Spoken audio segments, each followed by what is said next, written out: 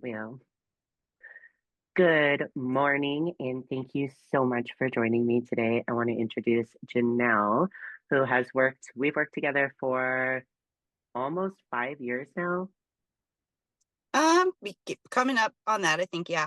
Yeah. Yeah, coming up on 5 years, I think, in the spring. So I'm super, super excited to talk about you because you are in my stories a lot. And a lot of my athletes, clients, even people that just follow me, are always interested to hear how you're doing and they want to know more about your story. So I'm super excited to do this. I'm excited too. Thanks for asking me to do it. Yes. So I want to just get started with, I just want you to introduce yourself. Tell us a little bit like where you're from, what you do, family life. Up to you. Sure. Sure. Well, like you said, my name is Janelle. I'm 36 years old. I live in Iowa. I do have two kids. I am married, but I will say I am actually going through a divorce, which I won't talk about that a whole lot, but it is still part of everything that's going on. Hmm. And I will say that it's not necessarily a bad thing. It's going very, very well, as far as it can go. Um, but I've had a lot. This last year has been kind of crazy, especially. I mean, I've had a lot of different things throughout my entire life, really, that have at one point I used to look at them as setbacks, but I don't really see them that way anymore. They're all learning opportunities now, no matter how stressful they may seem at the time. But yeah, I started bodybuilding a few years ago, Okay. almost 5 years ago, and I don't really see myself doing anything different for any time soon, that's for sure. So Well, what got you into bodybuilding initially? Like what was the reason that you decided like, hey, I'm going to stand on stage in a bikini? Like where did that where did that honestly, stem from? honestly, I never thought that I'd be able to do it. So I remember, if I go like way far back, when I had my kids, who are now 17 and 11 years old, I was actually diagnosed with a thyroid condition when I was about 15. I had Graves' disease, which is the opposite of what I have now. But we couldn't manage it in that way. So I ended up having a treatment done where I'm now hypothyroidism. So when I had my kids with my pregnancies, my doctors couldn't manage anything. Um, my thyroid levels and everything like that were just so crazy. I ended up gaining so much weight. So with both of my pregnancies, I ended up being over 200 pounds at the end of it. And I'm 5'4" for reference. So I was pretty heavy. Um, but after my second one, when my daughter was born, she's 11 now. I knew during that pregnancy that there were things that I needed to change with, my eating habits and exercising and things like that. I think I was 25 when she was born. Um, and I had never really been much of an athlete. Like I did cheerleading and I did a few things like here and there throughout high school, but nothing really seriously.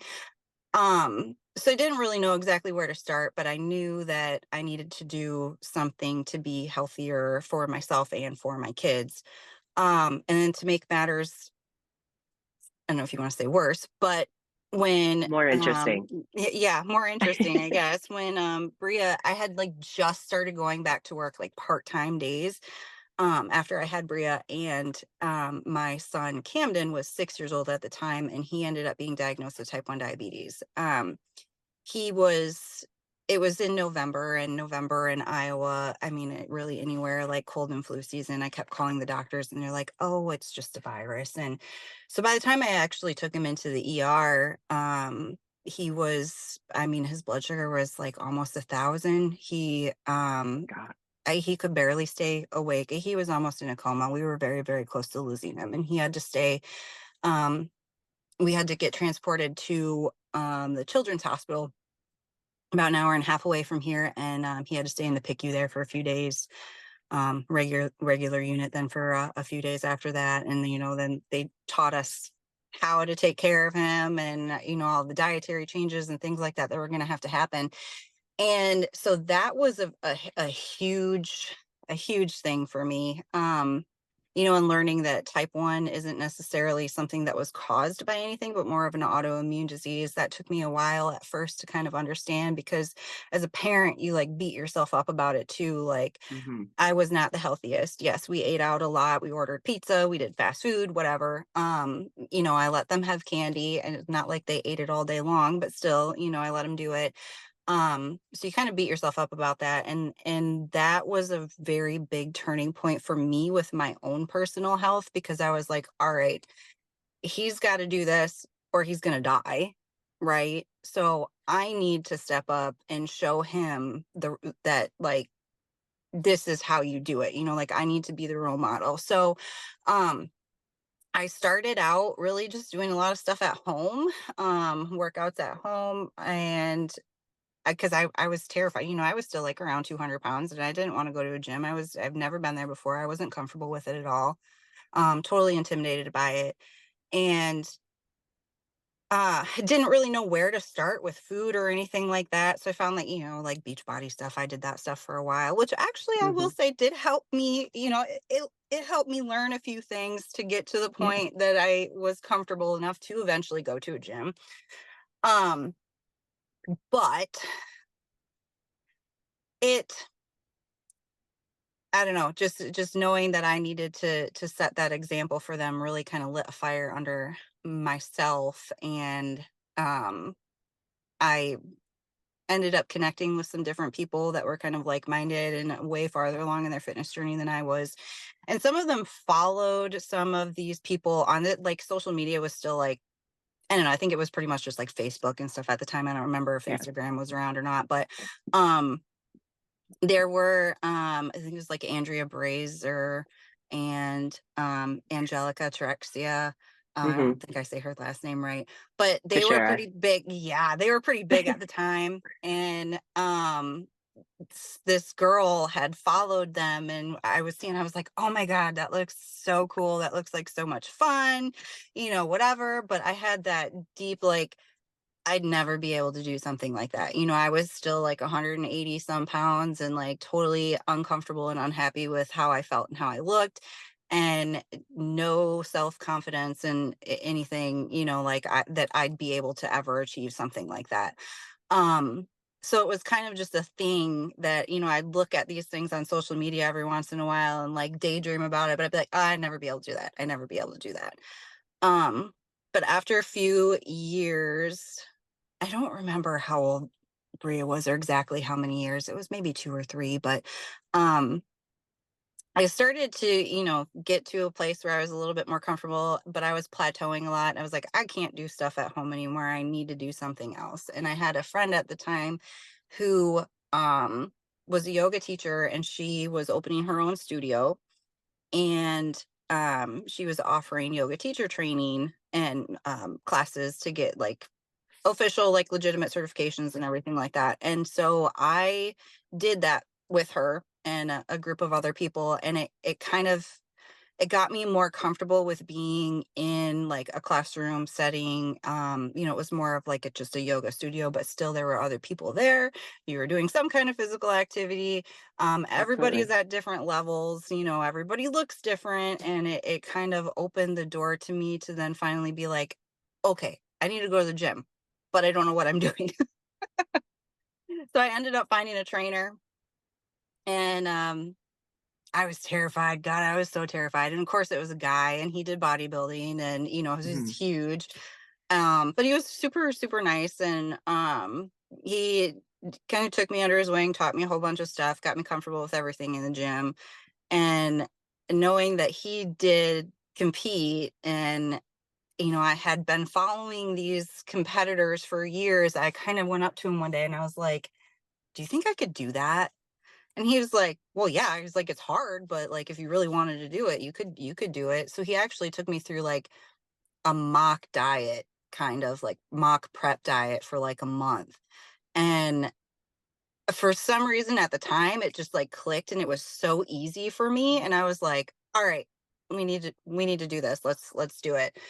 Um, I ended up actually working with a different trainer for my first show, but that was kind of how it went. Like, I just saw it on social media and was like, oh, wow. And then once I got to the point where I was in the gym and I was seeing some results, and I was like, maybe I could actually do something like that, like, what's Yeah. it going to hurt to try? Right. So, I eventually asked somebody like to train me for through prep, and we picked a show, and there were actually a couple other girls locally here, and we kind of all trained together with the same person, and so we met up a couple times a week and did workouts together and things, and it was kind of nice to do it that way for the first Yeah. time. um but yeah, and to me it was like, all right, I've got to do this now, because like I said, I wanted to try it. I have to do it at least once, and I have to do it really, really well, because to me it was like, I need to show my kids, like, it doesn't matter how hard this thing is, like Hmm. physically, mentally, emotionally, whatever. Like, if you put in the work and you want something bad enough, that you can do it.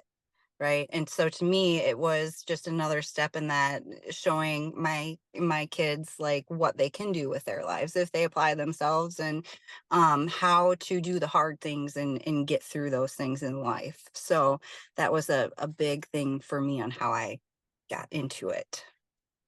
I love that. And I think it's super, super important. And I mean, it's super important that, and we talk about this, and I talk about this with my other athletes. It's not like, it's not just something that we do for ourselves, because yeah, we do. Hmm. There is some level of vanity to it, but also it is to lead by example. And you have definitely had that role, because I know Cam stays active. He's a super healthy teenager now. I know Bria's in the gym with you all of the time. Hmm. And I love to see that. And she's even talked about like competing when she's old enough, Yeah. which is so cool. That's Yeah. so cool. I Yeah. just love that. And they're so supportive of you, and that's amazing. Yeah, they are. The support from my family has been great. Even from my husband and everything too. Like, they've always kind of been there, and they have their moments. There's still their snacks and things like that are around in the house, or they want to do something. It was an adjustment. It took them a while Hmm. to kind of be like, oh, okay, so this is what mom does now. Like, mom sometimes eats different meals than we do, and it's okay. It took a little bit of time for everybody to kind of get used to that, but now it's just totally normal. And now if they see me eating something that I don't normally eat, they're like, should you be having that? And I'm like, I can do it every once in a while. Yes. It's funny. Aubrey will call me out on that sometimes too. Like if she knows I'm dieting and she sees Mhm. me eat some, she's like, I'm pretty sure that's not on your menu. Like, all right, listen. Yeah. Yep. Yep. They keep me in check now, that's for sure. That's good. Everybody stays accountable.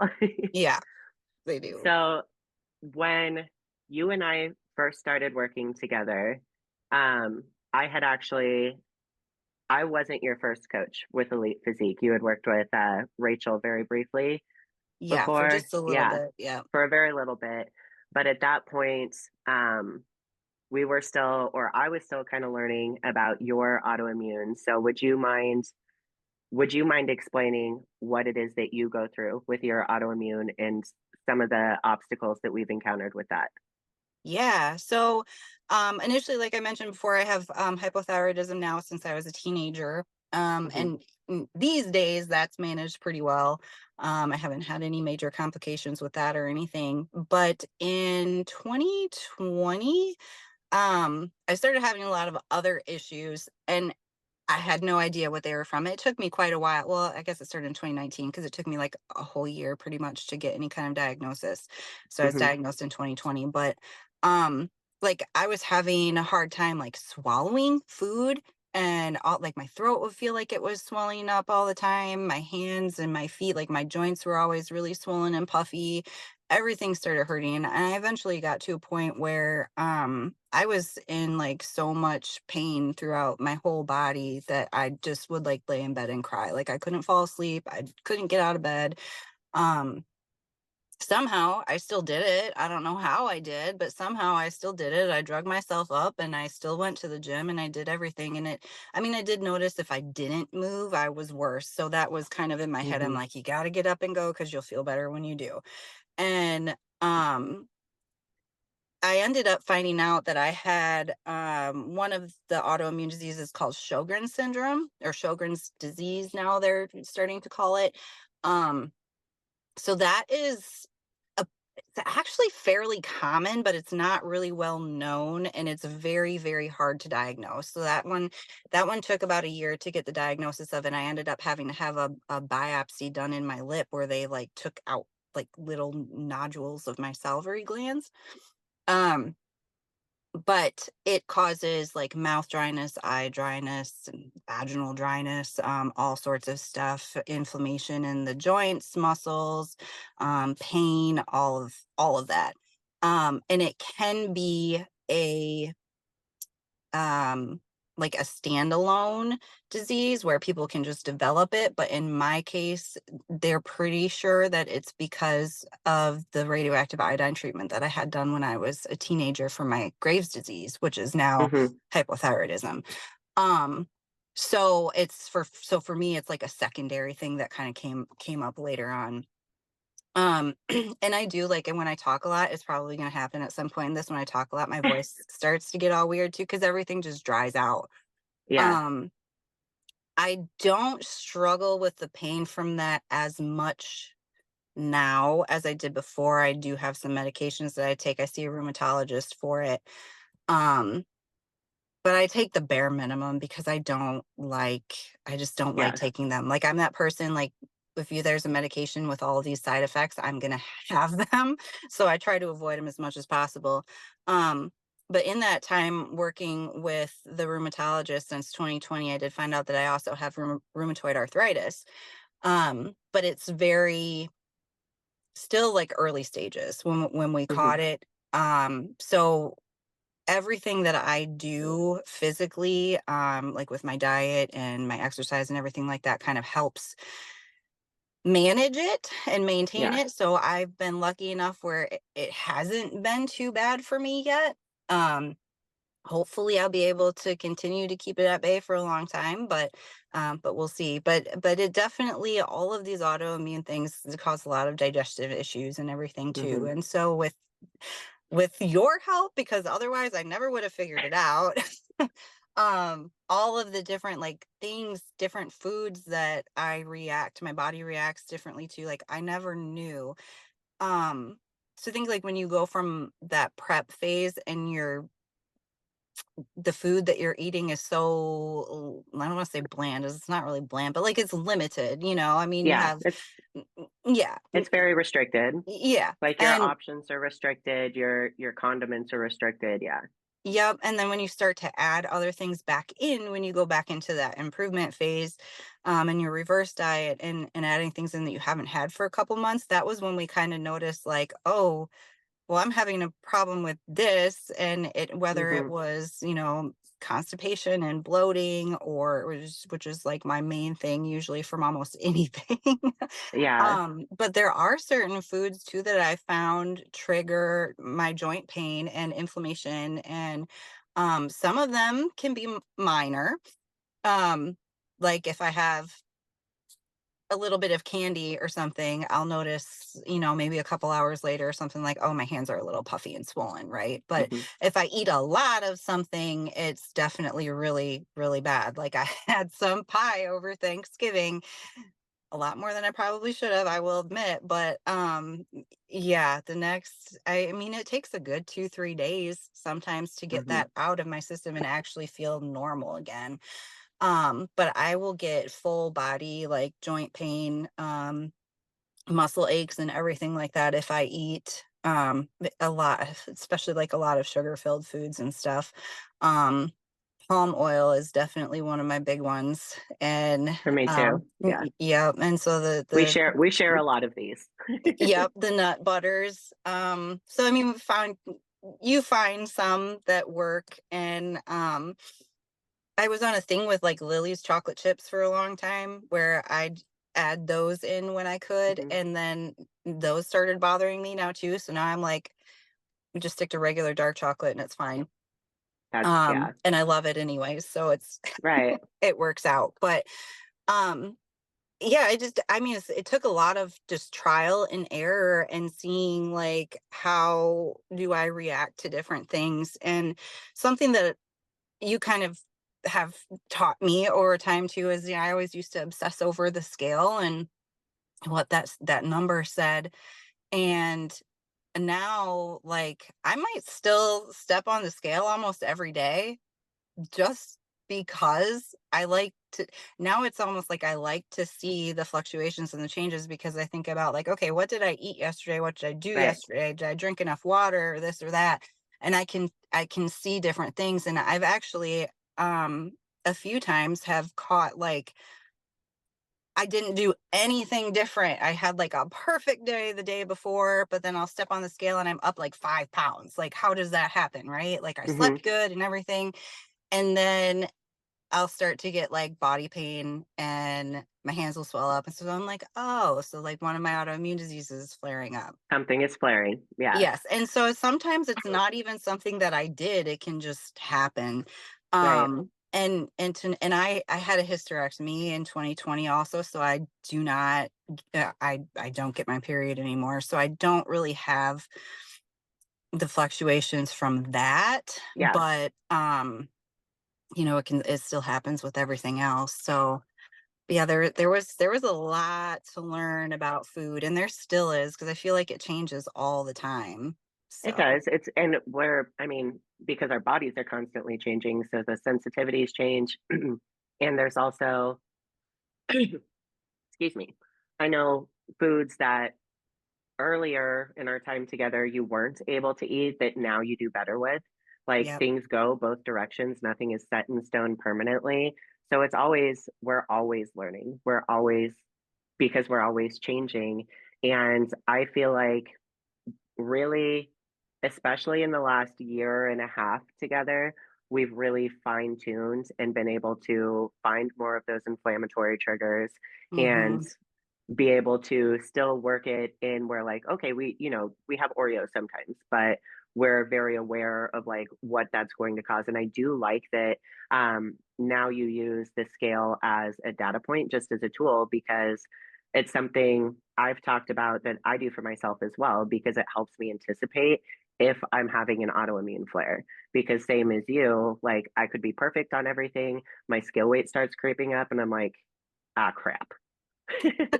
yep, So we gotta get ahead of this, and when we have those kinds of tools, it helps us to be able to get in front of the flare or be able to change things to be able to mitigate it better to keep pain lower, right?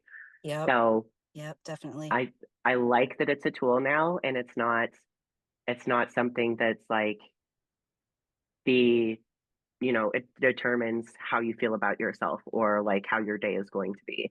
And that was a really big turning point for you too, and for Yeah. all women, because I mean, I'd be lying if I'd said that like it doesn't still get to me sometimes. You Oh yeah, know, every once in a while, every definitely. once in a while you're like, what? Like, why? Why is this happening? Yeah. It happens to all of us. No one is immune from that. But when you're able to put logic in perspective and we're able to kind of like talk through why these things happen, and it does help me understand like what's going on with you and how, we need to work around the multiple, or we say polyautoimmunes, right? Because there's several of them. Hmm. And you and I we do have a lot of the like similar symptoms Yep. because I'm Hashimoto's hypothyroid. So it's it's always been helpful that I think we can work through that together, right? But Yeah. it was um we definitely struggled with it for a little bit, because Oh yeah. for like in the very beginning you were experiencing some pretty bad and pretty consistent flare-ups, and it did take us a little bit of time to really get ahead of that and learn how to better manage it. Yeah, it did. And I think a lot of that too comes with, I will say, like, there were definitely times where I was not as honest with you about like what I was actually eating too, like when I was younger. Now I know this. Now I can look back and I can see it now. Like when I was younger, I was, kind of pretty much on my own for most of the time. Like, if my older sister was around, I grew up with a single parent, but my older sister didn't pay much attention to me back then. So I'd like binge eat all the time, and I didn't Mhm. know any different. And I did that for a very, very long time, and it just I don't really know why I did it. I don't recall if it was like emotional or anything like that. I just did it. And so that carried on obviously into like my adulthood and everything for a long time too, where it was just something that I did. And then I went from that to kind of like when I did like that mock prep that I mentioned before I ever actually started one. Um I kind of went to like an all or nothing mindset with Mhm. food, and for the longest time, like, I thought that that was how it had to be all the time. Like, I had to be 100% on it all the time during prep and improvement season. It didn't matter. Couldn't ever have, any of this stuff, whatever. Um, and that obviously isn't, a good way to do things either. I rebounded so hard from doing that, and binge eating and everything. And it was just within the last year too that I worked with Celeste Drains Turk and everything too, with her build more And than just a Celeste is body. amazing. She helped me out a ton. And so it was really, I want to say, in 2023, I think, yeah, because that was when I started working with her. It was at some point in Mhm. 2023. And that was kind of the more eye-opening one. We were doing the prep for it was actually for my 35th birthday at the Jay Cutler show in Vegas that I came to. Yeah. And I was doing okay, but I knew I could have done better. And for some reason, I just went through this thing where I lost some of the confidence in myself, and I was ashamed to say anything about it, and I didn't want anybody to be disappointed in me. And um because all of these people look at, on social media or whatever in person and everything too, like, look at me and everything that I've accomplished, and they say, like, tell me how inspiring it is and all this stuff, and I'm like, it makes me feel good, because as I love to help people. Mhm. But then it's like, I can't let them know I fucked up. You know what I mean? And now I realize, like, no, that's dumb. Like, they need to know that you did it. Like, they need to Right. know that you fucked up because you're You human. need to know that you're human. Yeah. And it happens. And um I don't know, and that's like, I was so afraid to tell you too when I did to reach out to Sam, but I was like, I gotta do it, because I'm like, I can't get myself out of this cycle, and I needed help. And I recognized that. And so that, I mean, I do so much better with it now than I had before, but the last year, that's made a huge difference in it too. And doing some of the like pre-meal rituals and things that Celeste Mhm. teaches you, also I think made a really big difference. And just my knowledge on, the foods that I'm putting in my body, like, what exactly is that food doing to me, and Right. how do I feel after I eat it? And so that made a big difference too, both on like the mental, emotional, and physical side of things. Like, is it causing me bloating? Is it doing this? Is it doing that? Um, so I think that was very important thing too, that I definitely didn't want to leave out, because it's made a huge impact on my life in the last year. Yeah.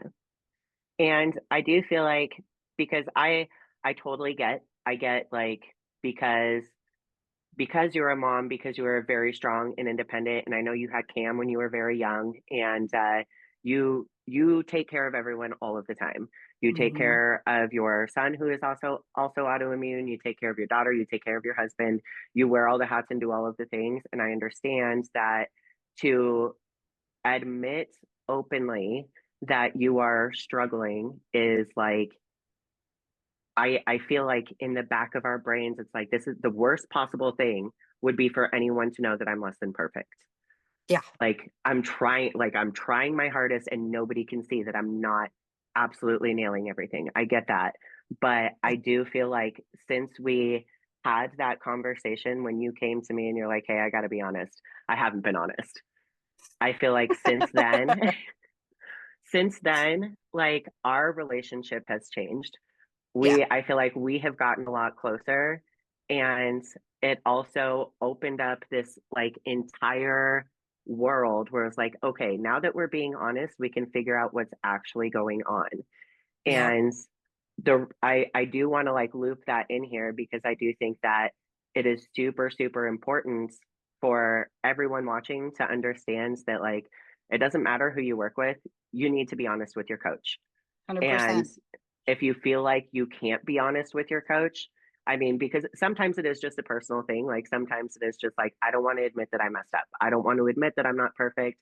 But sometimes, like, there's also, I know there are some coaches in the industry that are, they'll punish you or condescend or like there's some negative connotation if you mess up. So Yeah. if you can't be honest with the person that you check in with every week, why can't you be honest? You Yep. know, so I think that's a really important thing to loop in. And now, because now like we talk about everything, Yep. Yes, we do. which I love, which I Me love. too. It's like at check-ins, and I love that I get to text with you and that you keep me in the loop with things and social media and just like I love how much our relationship has changed because of that. Because you came to me and you're like, "Hey, I'm struggling. This is what's going on." And I had the opportunity to introduce you to Celeste because as much as I would love to be able to fix everything, I'm not a psychologist. Like, Hmm. I'm a scientist. Psychology is definitely outside of my scope of practice. Yeah. And I do like that, I can work kind of synergistically in that, like, whatever she is having you do, we can touch on and Hmm. we work that into our programs too. She's been a phenomenal tool. Like she is a wonderful human. Um and I'm so glad that you still like I know you still talk to her and you still Yep. practice a lot of the things that you learned with her. I think it's incredible because she changes lives in a whole other way. Um Yeah, she does. and then yeah. So man, I want to caveat to like this because this past year, this last like 2024 has been a multitude of challenges for you, Yes. especially the last few months. Um, so at the beginning of this year, when was it? When did you come out to Vegas? Was that April? Um, March. Yeah, that was in March. Okay. Yep. Yeah. So early this spring, and we got to train. You got to stay in the athlete house, and you met some of the other girls, which is always super fun. Sweet girls there. Yeah, it was a good time. Um, and initially, at the beginning of the year, we were talking about going into a contest prep and competing the summer, fall. Um, so I'll let you kind of take the wheel and tell us what's going on this year because we got a lot. Yeah. Yeah, so I wanted to do the Nashville Fit Show, that was in August, and so that was our plan, to Mhm. compete for that. I wanted to try to do 2 shows this year, so Nashville Fit Show being one, and, another one kinda closer to home. Um, but even, like, when I was there in March, I was having a lot of back pain, and the back pain actually stems back even farther. Like, I did, pelvic floor therapy, for a while, which it did help for a little bit, but, and I'm glad that I did it because it actually helped with a lot of other things too, issues that I was having or things that I just didn't realize I was doing when it came to, like, lifting and the Mhm. different breathing techniques and things like that. So it was very beneficial. But it wasn't a fix to my problem. So, um, I ended up my back pain, it was, lower back, but it was more my leg, like my hip and my leg, and I would get like numbness and pain and tingling and things like that. And it gradually just kept getting worse and worse and worse to the point where I had certain movements and exercises that I couldn't do anymore. Like I couldn't do hip thrusts anymore. I was struggling with different kinds of squats and RDLs and deadlifts and all of that stuff, which I never used to have a problem with. Um, I went around to quite a few different doctors in my area. I traveled out of town for a few of them, had some MRI scans and all that stuff done. And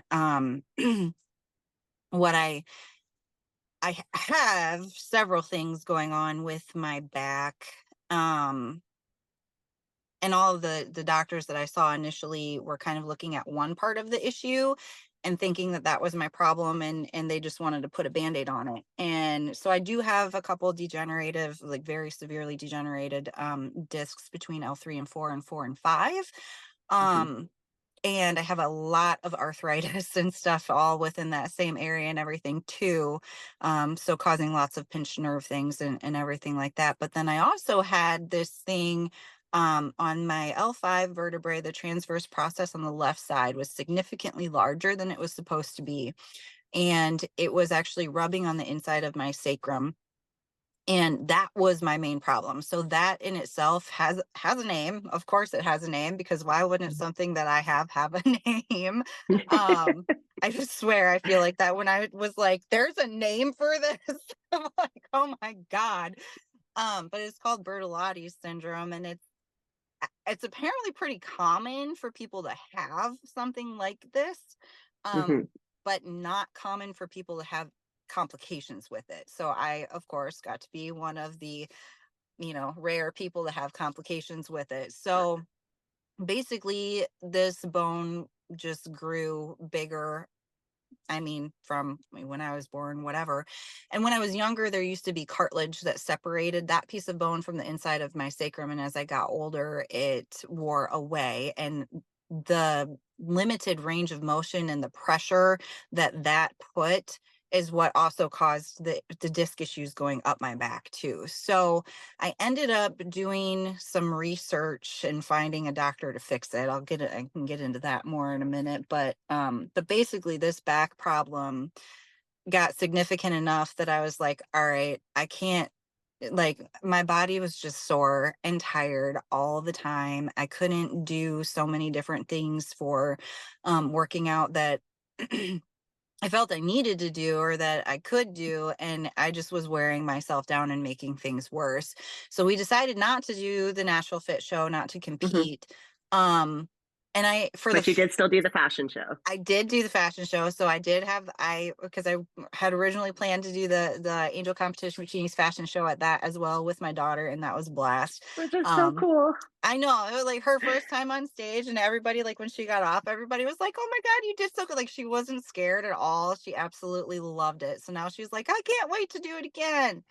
So I I'm love definitely gonna those have to get videos her. of you guys. Oh my I gosh. I know, I love it. I'm definitely gonna have to get her into another one again, because it was blast.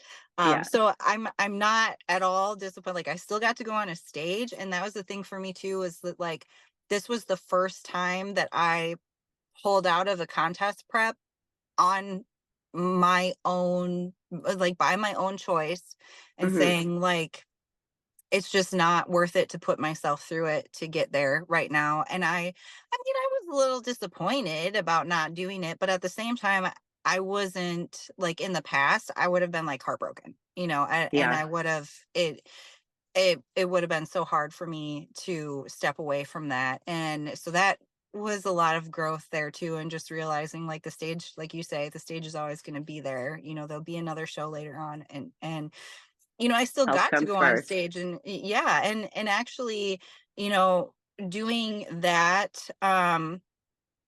So from that point on, that was in like July, the end of July, and the show was in mid-August. So we went into like a several week long deload, in which at first, I actually welcomed it, like, because usually I'm like, oh God, a deload week, this is going to be so hard, because I just want to get in the gym and like push, right? Yeah. But I actually welcomed it, and the what really surprised me was how well my body responded to it when we did that. Like, I don't remember exactly how much I lost, but I like my scale weight and measurements were just dropping like Yeah. flies for a couple weeks when we did that. I was so surprised. And we even increased my food too, a little bit. And but stepping on the stage for the fashion show even and not being like competition lean, I was a little bit nervous about that. Um, just a little bit. But then I was like, like that's what this is for though. Like that's why they do these fashion shows. Like I Right. don't need to be stage lean for it. And I still like I can look at those pictures and videos from it and I am happy with how I looked. Like knowing everything You that looked I did. amazing. Yeah, and everything that I did to get to that point. The fact that I was still doing all of it in pain and my Right. a half numb leg all the time, We're um essentially doing like no hinging movements. Yeah, there was yeah, very, very limited. and I couldn't even walk like for long periods of time. I could barely even stand in my kitchen to prep my food, and I'd have to. I was like the little old lady in the grocery stores, like leaning over the shopping carts because I had to like put that slight bend in my back to take some of the pressure off. Mm-hmm. So I'd be doing that while I was cooking or doing dishes or anything where I was standing, and I couldn't stand for long periods of time. And it eventually got to the point where I couldn't sit for long periods of time too, and it started to be uncomfortable. But thankfully, like I had to do my research, and I found a surgeon that was willing to actually take the time and do some diagnostic testing and find out what was wrong with me. And I mean, unfortunately, I had to travel all the way to Virginia to do that, but have no regrets. Like he's been an absolutely amazing surgeon. Like And actually a doctor that cares, yes. Oh my God. a Yes. Like even surgeon the that first cares. time I met him, yeah, I went to Virginia in August. Um, yeah. Yes. I went to Virginia in August actually before the fashion show. Mm-hmm. Just for a couple days for like the diagnostic testing. And so he did one test on one day that was specific to the Bertolotti's syndrome that I have with that extra joint, or that pseudo joint they call it. And it was basically just an injection of lidocaine into that joint directly. And I had a good 4 or 5 hours of no pain whatsoever. And my mom was with me, and where the doctor's office is at in Virginia is like right next to DC. So we went into DC for the day and did like some sightseeing stuff. And I actually got to walk around and like enjoy things and look at them without being in pain the whole entire time. So that was a really exciting day. And then he did another test on my discs on a different day. That one wasn't as fun. That one was pretty painful. But what it told us though is that though I have these degenerative discs and they're pretty bad, they're not causing me any problems right now. So why do anything with it? Mm-hmm. So I do still have those now, but I have no pain from them. I have no issues from them. So just being mindful that, I have that. And if I do start to notice things, I know exactly where I'm going to get it fixed. But that was just the fact that he took the time to do that. And when I did see him at my appointments, like he's a hugger, like, I've never had a doctor give me a hug before. Oh, Like he's like, oh, bring it in. So it was pretty cool. Um, and I also found out at some of those diagnostic testing, like we did an EMG, which I had one done locally in January of this year, 2024, and was told it was normal. So checking like the nerve function and everything like that mm-hmm. in my left leg, since I had all the numbness and stuff all the time. And this, the one that I did in August compared to January showed that I did have some chronic nerve damage. So I actually have like a pretty decent sized portion of my lower leg and my foot that I I can't feel a whole lot in it. I mean, everything still works just fine, but like if you touch it, it's like weird, like it's like numb all the time, kind of. Um, Maybe it'll come back, maybe it won't. I don't really know. Not putting any expectations on it. It doesn't bother me at this point, but just knowing the fact that had I waited any longer than I did to have this surgery and get my back fixed, I probably would have been in a lot worse shape with that. So I'm really glad that I found him. But the surgery that I had was um it was like a same day spinal surgery. I went in. You say that so nonchalant, like same day spinal surgery, no big deal. They just cut up in my back and I know, like, but it really kind of was like that though, like yeah, I don't have any hardware. I didn't have like disc replacements, fusions, or anything like that. Like he went in, I mean, it was still like a big thing, right? right. But as far as like a spinal surgery goes, I guess it's pretty pretty mild compared to others. But Sure. so he just went in and basically shaved off a big chunk of that bone that was too big and scraping on the inside of my sacrum there, causing all of that nerve damage and inflammation and pain. And it should have been about a 4 week-ish recovery time. um but I was literally just about to get cleared to start lifting some weights again, and I found out I had an infection. So, um, So my I wanna pause you real quick on that because it is like I know you are working and I'm sure you're gonna go into a little bit of detail here, but it's very, very impressive to me. Like I tell you all the time and everybody like you are a fucking warrior. Like I have never ever met someone as like physically, mentally strong and resilient as you. And just like it is crazy because when we and of course I'm going to let you explain, but when you tell this story and we look back on it, I'm this this is you are a superhuman. It's insane that you're, for years, first of all, you're just walking around with this pain and it's just like, today it's a little bit bad. Like I can't really feel my feet, but it's probably fine. And through all of it, like I'm here on the other yeah, side as your that's coach. me. Is it fine though? Are we like I mean, it is really probably wasn't fine, but I'm just that's just my I don't know. I guess you like just have the best attitude and it's amazing. I try to, and I actually took a couple little notes on some things that I wanted to make sure I hit on kind of that Okay. note towards the end. But yeah, on just like how I have come to that mentality and everything too. But yeah, like so the surgery itself I had in the end of September, and it went very, very well. Everything was Hmm. fine. I got out the same day. I stayed in Virginia in a hotel for a week though, because I did have like a follow-up appointment and everything, and I didn't want to travel home right away.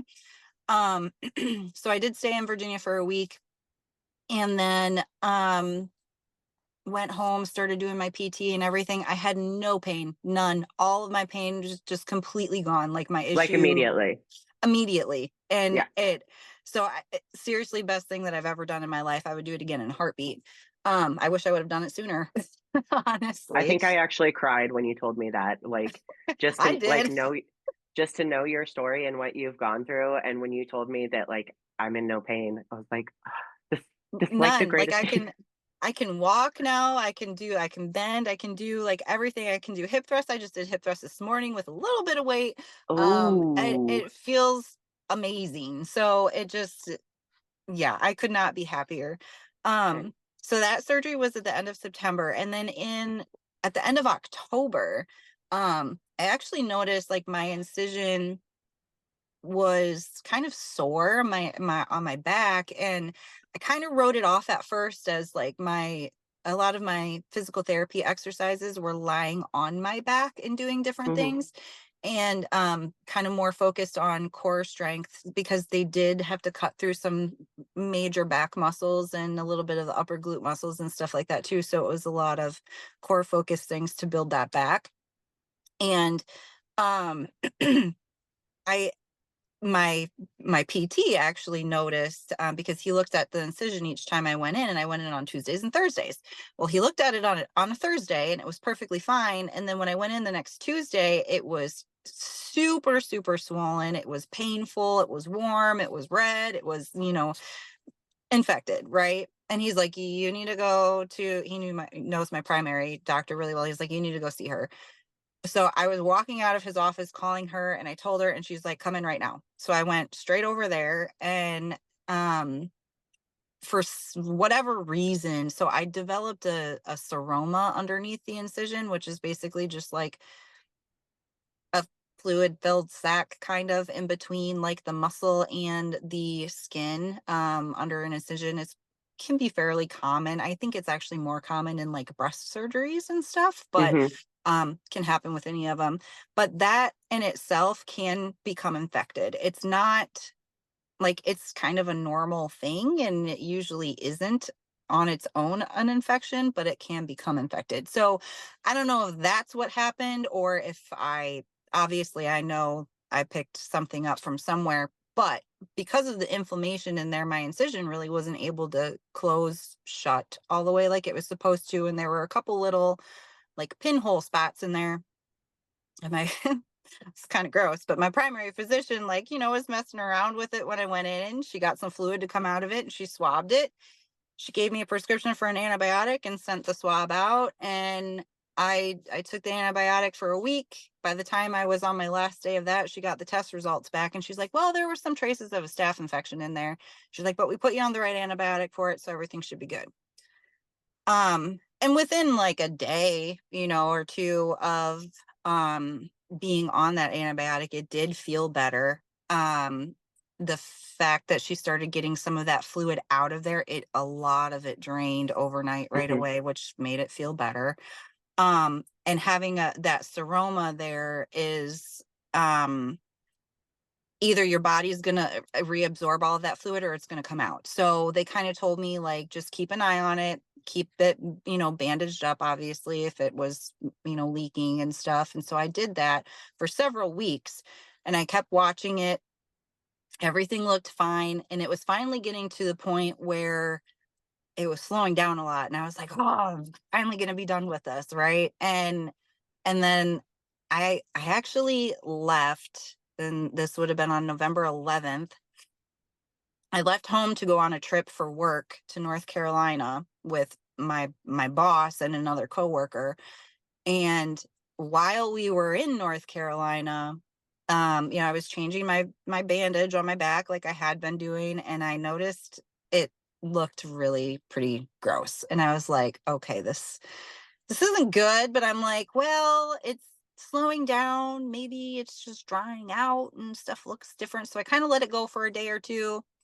And then I, Because you was weren't in any pain or anything. no pain, nothing. Everything felt No perfectly fine. fever. Like, No fever. I didn't feel sick. So I will say, like, I was a little tired. I was a little stressed out, but I kind of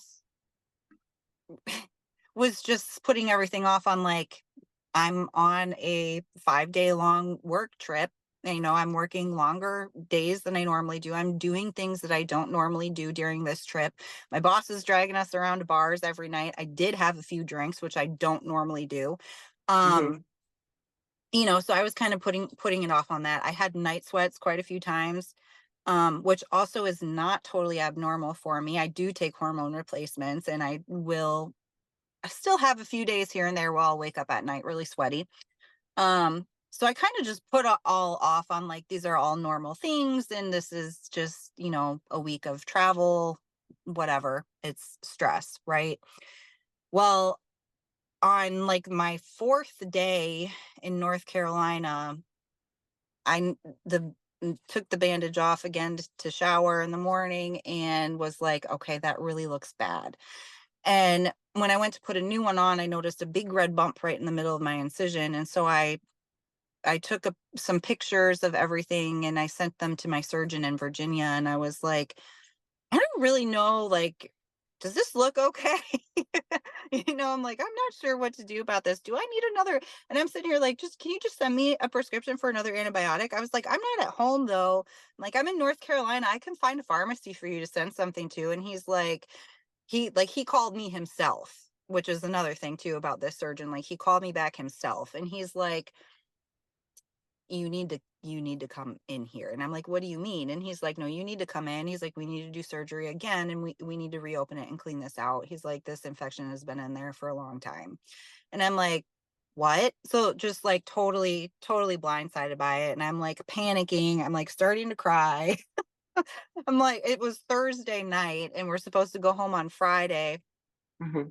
And trying to figure out, like, okay, well, what do I do? Like, my boss has these plane tickets for me and I need to go home with him. So that originally my plan was going to be fly home with my coworkers, get home, buy a plane ticket, and come back to Virginia and schedule the surgery for like the next Tuesday, right? So I was going to go home Friday and then fly back on Monday and do surgery on Tuesday.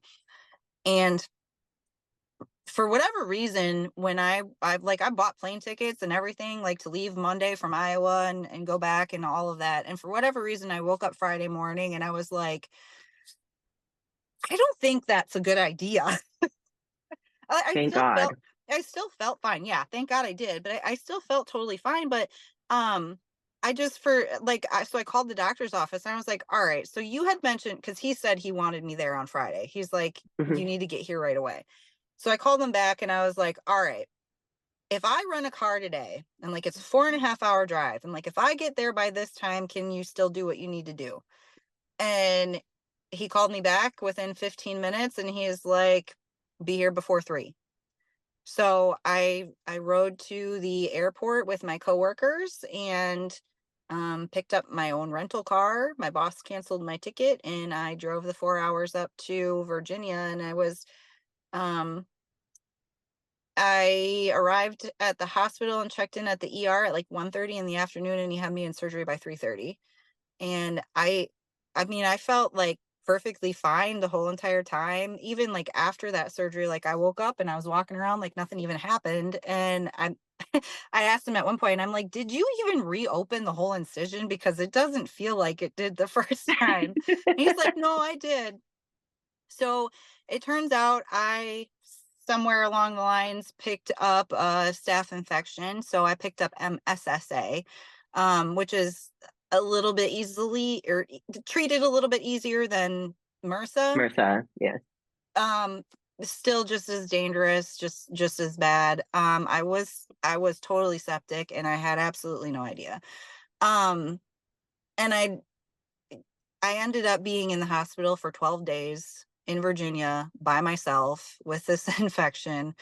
Um, and it was honestly like I don't know how, to be completely honest. I don't know how I mentally managed to make it through that one, but like physically though, I felt great, which was the crazy thing.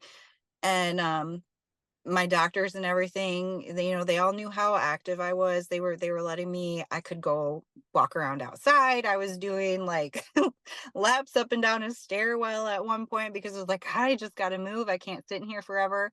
Hmm. I had my work stuff with me, so I was working like half the day usually while I was there, just for something to do to keep myself busy. But and I kind of tried to block out the severity of some of it while I was there too. I think a few times I thought about it and I was just like, yeah, I can't go down that rabbit hole right now.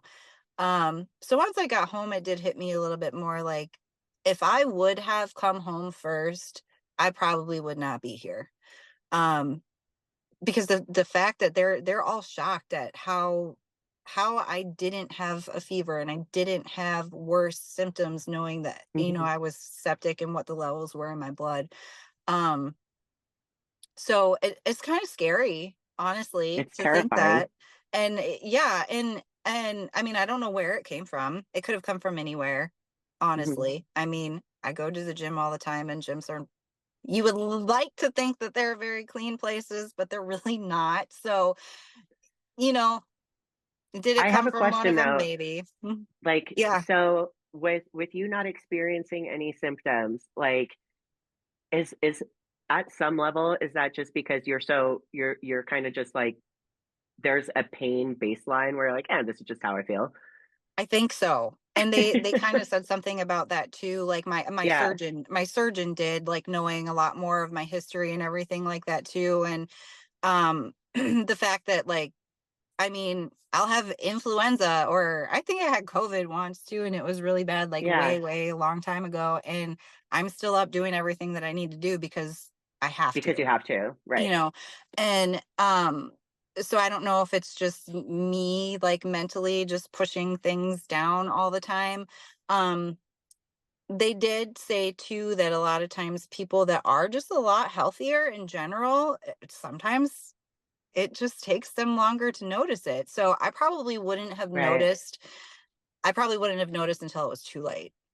And, well, like if I would have hit like the kidney or liver failure stages, you know what I mean? And, um, I know now at least like, they're monitoring everything every week. I have a PIC line right now too. So I couldn't go home until I had everything set up for continued care in Iowa. So that was part of what kept me in the hospital in Virginia so long, was just organizing all of that stuff. It was a little bit harder than they thought it was going to be. So I do have a PIC line in, which if I remember exactly what that's called, peripheral intravenous or central something, or I don't know, whatever. It's basically like an IV, a Hmm. much larger IV that is like on the inside of my arm, and the tube goes to like pretty much like right to your heart. So I have to do IV antibiotic treatments 3 times a day for sure until the end of December. Um, Hopefully not any longer than that, but it just kind of depends on my blood work and how everything Right. looks. Like if we get to the last one in December and they're like no signs of infection, everything's good, then I can get it taken out. So I'm keeping my fingers crossed for that, because I mean I'm getting used to it now, but it's annoying. I'm sure. But And these are, so to clarify, those are all, when you're doing this multiple times a day, you're doing this by yourself. yeah. Yep. Yeah. They had to teach me how to do it.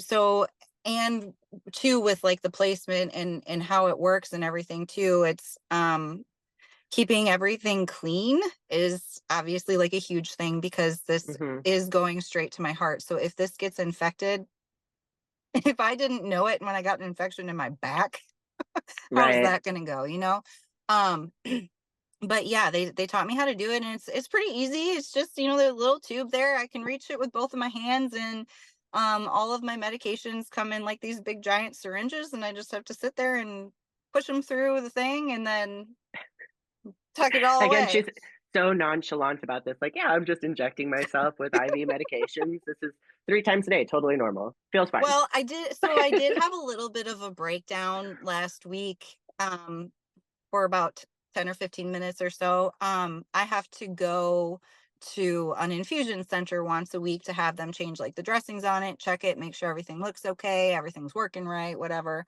Um, and I did my first one on Tuesday, this past Tuesday, and um, they did things a little bit differently than the way that it was done when it was first put in. And so when I Hmm. moved my arm, it felt weird, and I felt like I was being poked, and it didn't feel good. And I got home, and I was home for like maybe 20 minutes, and I was trying to do something, and I'm like, I feel like I can't move my arm because I can feel it moving and this and that. And I just like lost it. I was like crying. I'm like, this is so stupid. Like I'm like, I don't want to have to deal with this. And I ended up calling them back, and I was like, I really don't want to be a pain. And that was really hard for me to do too, because like I don't want to be a pain. Like I want to just deal with it and be done with it. And Yeah. Like but I you were called, somehow being burdensome. That's, yeah, and I'm like, yeah. I'm so sorry, but I'm like, this just doesn't feel right.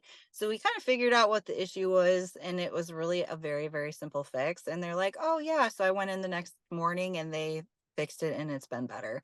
Um, so at least now I know that. But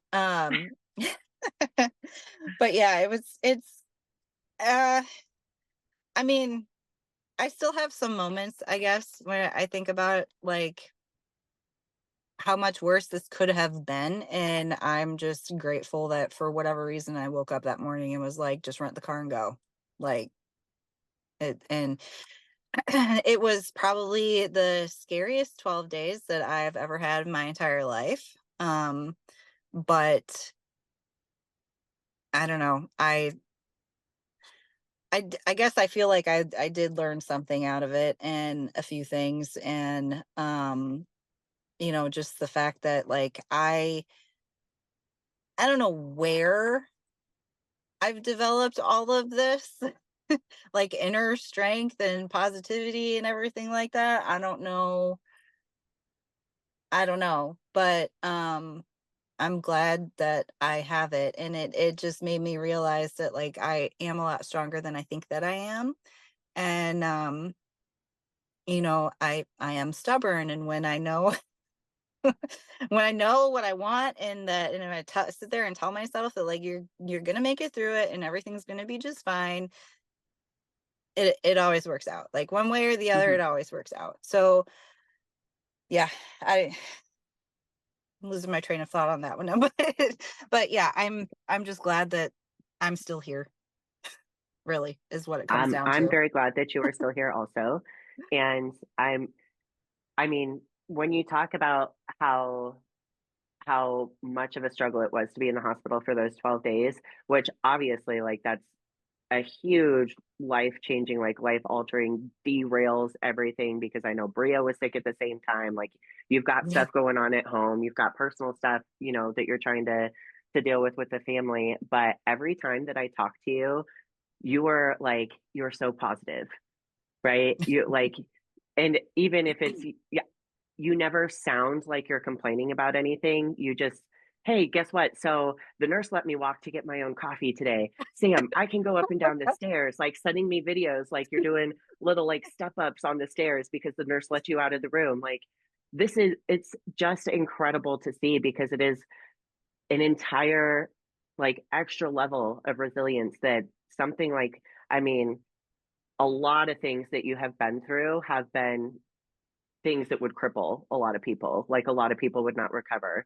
A lot of people, most people, I feel like, would not have back surgery and then have to have emergency back surgery because they were septic and still be like, now you've been home for a little over a week, like a week and a half.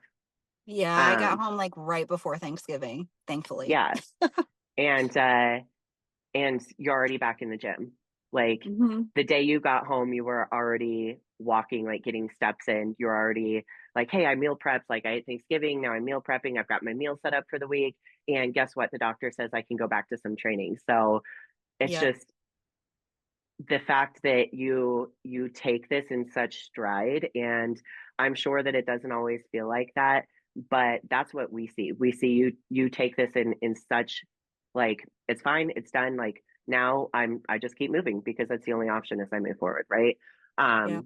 It is really incredible to see. And I know a lot of my followers and my other athletes and even my mom and you know, like Courtney obviously Yeah. like she's super sweet and everyone asks about you and I my answer is always like this is just one of the strongest women I have ever known and I thank God that our paths crossed and that I've had any opportunity to be a part of your journey because I have watched you, I mean, I have watched you transform physically, of course, but also mentally in your mindset. And I feel like Hmm.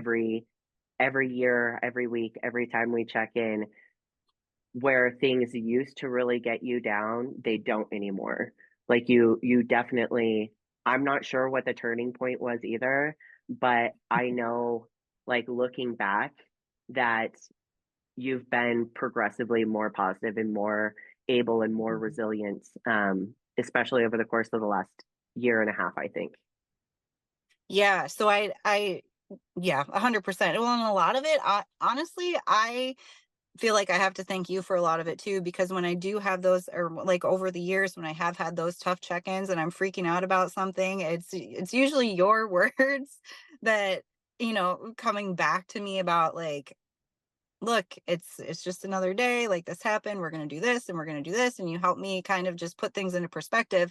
And telling me all the time that the stage is always going to be there, and just because this happened doesn't mean it's the end of the world. So I, a lot of times, honestly, will hear your voice in my head from some of those things when I hit stuff, and I'm like, whoa, what would Sam tell me about that? and and it helps. It helps a lot. But I mean, definitely, I feel like this is something you told me a long time ago, like learning to control, um, just controlling the things that you can, right? And so Hmm. for me, knowing that getting an infection is an uncontrollable thing. Staying 12 days in the hospital is an uncontrollable thing. But what I could control during that time is the food that I ate, which the hospital had some pretty decent salmon. I ate that a lot, and surprisingly enough.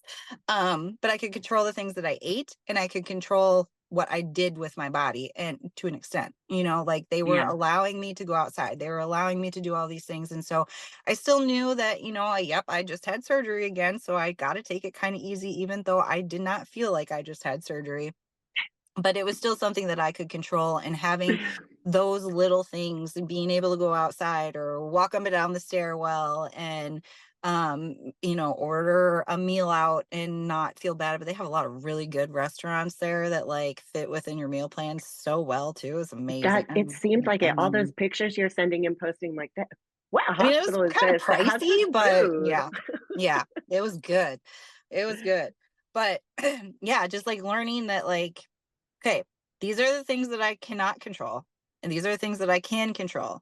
If I control these things, I usually feel better, right? And then I look at all of the uncontrollable things as like it's not permanent, right? So like anything that happens in life is not permanent. Like then you just have to find a way to make the best of it. So I try to look at something like, okay, what can I learn from this situation? And you know, I don't know what I can really learn from like getting an infection, but I know that what I can learn from the 12 days that I spent like on my own. And that is probably a lot more of a deeper level, like, um, with myself and like my inner strength and confidence and everything like that. But yeah, just that reminder that like nothing in life is ever permanent, and you're going to get through it one way or the other. Yeah. Um, and I will say that like, I don't know. I some of my like mental strength, mental toughness and stuff, I guess, I do know that it started out very, very slow. And it started out with those little things that I could control, like my workouts, right? Like I always loved my workouts, and I pushed myself harder and harder every time as much as I can. And that's something that, you know, I even have those days where like, oh my God, I don't think I can do this. I don't think, nope, just do it. Just fucking do it. Like it's, you know, and then you do it and you feel so good about it, right? So then the next Right. time you're like, I can do even better, you know? And then the same thing with my food. Like when I was really, really struggling with binging and everything and food cravings and all that stuff, like, okay, if I can just get through the next couple hours without giving into that craving, you know, then the rest of the day is going to be a breeze. And that was kind of just how I walked myself through all of those things. And eventually it ended up kind of transferring into every aspect of my life, like with my job, with my family, with everything that I do. And it's taken me years though. I mean, because I started that 10 years ago, you know, but Yeah. I definitely feel like I've had the most growth and consistency with that in the last couple years, especially since I've been working with you too. And um yeah, I don't know, I'm at the point now where I see like each phase of my life, or like each prep or each improvement season, as just like a different phase that's going to teach me some kind of lesson, you know, because Hmm. they're never the same. You know, the preps are never the Right. same, the improvement seasons are never the same. This is the first, right now, with all of these physical issues, is the best that I've ever done. The first time that I haven't had like a major weight rebound after anything too. And I've been on minimal workouts, minimal cardio, everything. So it's kind of crazy how it all works. Like it's definitely been a year, a It's year been of a year.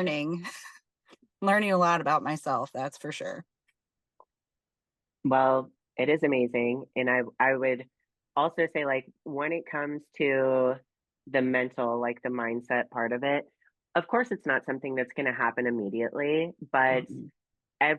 just like you said, it's like every little situation is an opportunity to learn from. Everything that happens gives us a chance to change or grow or approach it a different way. And I love that you said that it started with fitness, but now it's also business and it's your family Mhm. and it's everything that you do. It's not, because it's true that when you take control of your health and your mindset, it does have that ripple effect where it impacts everything. And while you might not see the, like what the lesson is or why this, this hospital stay happened, I'd say at the very least, like, there are so many people who see, even from a social media standpoint, what you went through. And I've had people say to me, like, I wasn't feeling awesome or I didn't want to do my workout. And then I see Janelle in your stories and she's got an IV bag and like walking on the treadmill. I'm like, yeah, it's like you are inspiring people you don't know. And there's like that level of just dedication and resilience. And like you said, just being able to, like, if this is the only thing that I have control over is the food that I put into my mouth, then so be it. I have control over that. But also, like, the strangers see it, people on the internet see it, your kids see it, and whether or not they say anything to you now, what you have just been through. And I'm sure, like, I know they're very supportive and I know they Mhm. love the crap out of you. And I'm sure they missed you like crazy for the week and a half that you were, almost 2 weeks that you were not there. But especially with, Cam's diabetes um and everything that you do to support them, like they see you go through this, they see you stay positive, see you stay focused, and that's going to have a huge impact on their adult lives, whether or not you see it now. It's something they're going to carry with them forever. I hope it does, because that's my that's my goal. I just, I've always had to work hard for the things that I wanted in life. You know, even little things. I always had to work hard for them for one reason or the other. And I don't I know I'm in a position, or like my kids' lives basically are better than my childhood was. Not that I had a bad one by any means. I didn't, but Hmm. growing up with a single parent's a little bit harder financially and things like that. But like, so my kids have it a lot better off than I did when I was a kid. Sure. But I also make it a point, and Ryan always has too. We've always been on the same page with this, that they're not going to be spoiled little brats. They're going to learn how to work for what they want in life. They're going to learn how to save their money, and they're going to learn how to, you know, how to do all of those things, and hopefully be responsible, productive members of society at some point in life. Um, but yeah, they're Cam got me quite a few times. Bria, obviously, like her and I think talk a little bit more. So when I was in the hospital, her saying, I love you, I miss you, something like that, I mean, it still got me in the feels, but not as much as when your 17-year-old who like never wants to hug you and never tells you anything, says that he misses you, and tells you that he loves you, and actually like texts back and forth with you for like more than 10 minutes.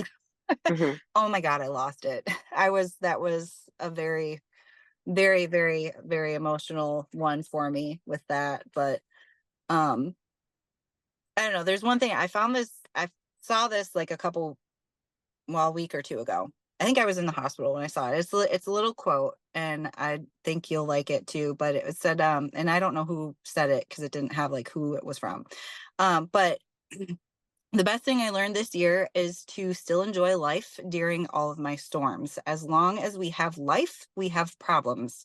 My entire world can be chaos, and I'll still find a reason to laugh and smile. And that, like, I just saw it like scrolling on social media or whatever on Instagram, and it just really hit home to me, because I'm like, yeah, I do that. I do.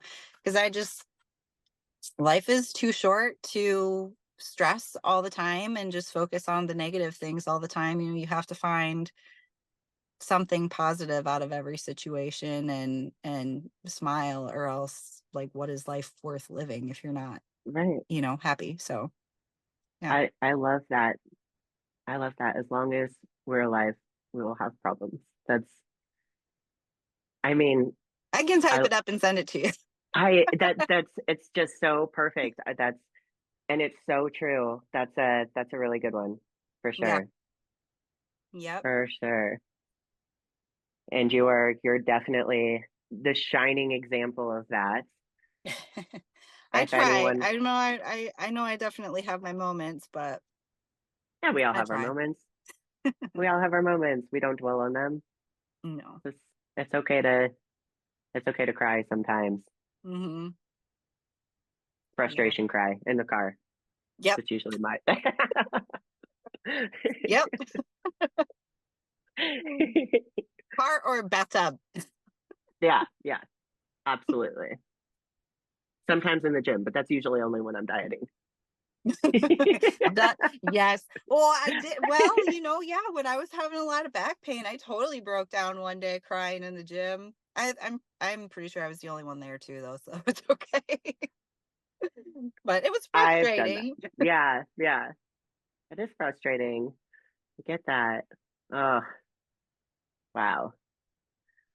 Well, man, I know we've been going at this for a while, and Yeah. I'm again just thank you so much for talking about this and taking the time. And I I didn't really go into this with any direction or like any expectations of where this conversation was going to go, but man, that your story is just incredible, and thank you.